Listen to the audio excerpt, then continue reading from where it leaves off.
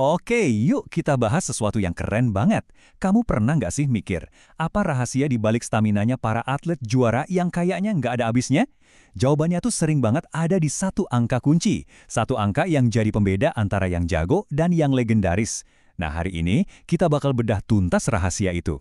Kita semua pasti pernah ngerasain kan? Ngos-ngosan cuma karena naik tangga dikit. Sementara atlet dunia kayaknya bisa lari terus tanpa capek.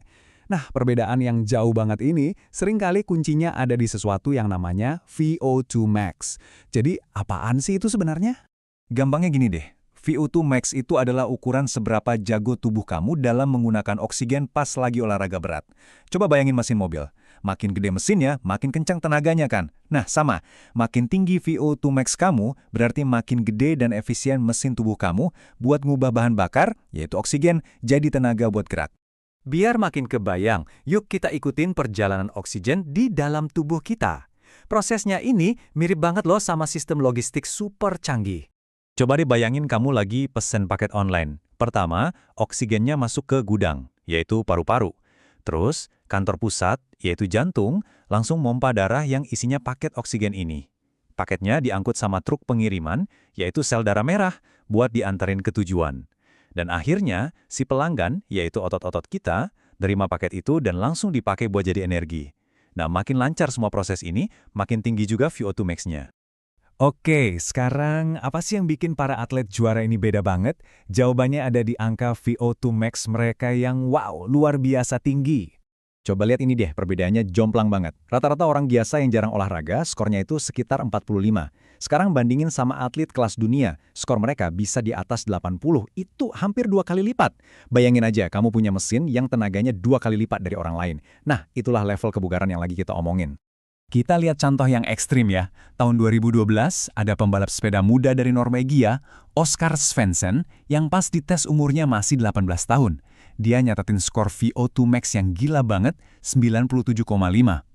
Ini salah satu skor paling tinggi yang pernah dicatat sejarah loh. Terus ada juga legenda ski, Bjorn Daly, yang skornya juga nggak kalah ngeri, nyampe 96. Angka-angka ini tuh nunjukin puncak kemampuan manusia dalam hal kebugaran jantung dan paru-paru. Bener-bener level dewa.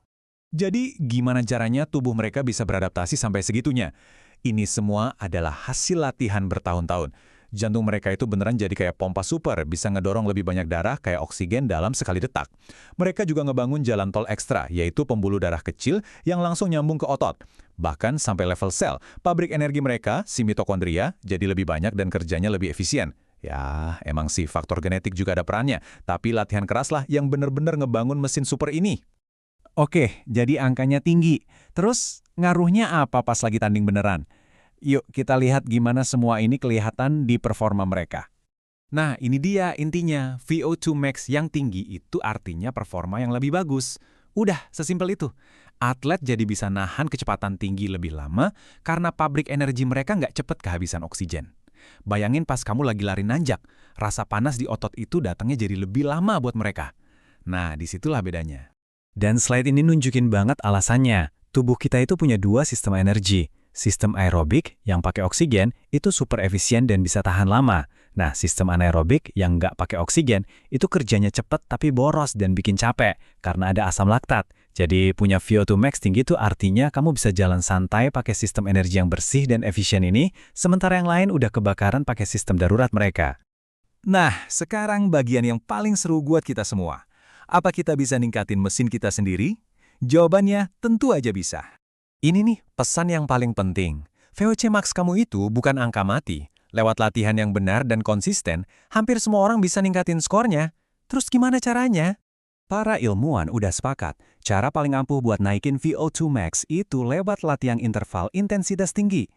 Latihan kayak gini tuh intinya ngasih sinyal darurat ke tubuh, maksa tubuh kita buat beradaptasi dengan cara ngebangun jantung yang lebih kuat dan sistem pengiriman oksigen yang lebih efisien. Ibaratnya kamu lagi maksa mesin kamu buat di-upgrade. Nih, ada dua contoh yang populer banget. Ada metode 4x4, kamu lari kencang banget selama 4 menit, terus istirahat aktif 3 menit, dan diulang 4 kali. Atau kalau kamu suka yang lebih singkat tapi brutal, ada interval laktat. Sprint 30 detik, terus istirahatnya super singkat, cuma 15 detik. Keduanya punya tujuan yang sama, maksa tubuh kamu kerja di level puncak.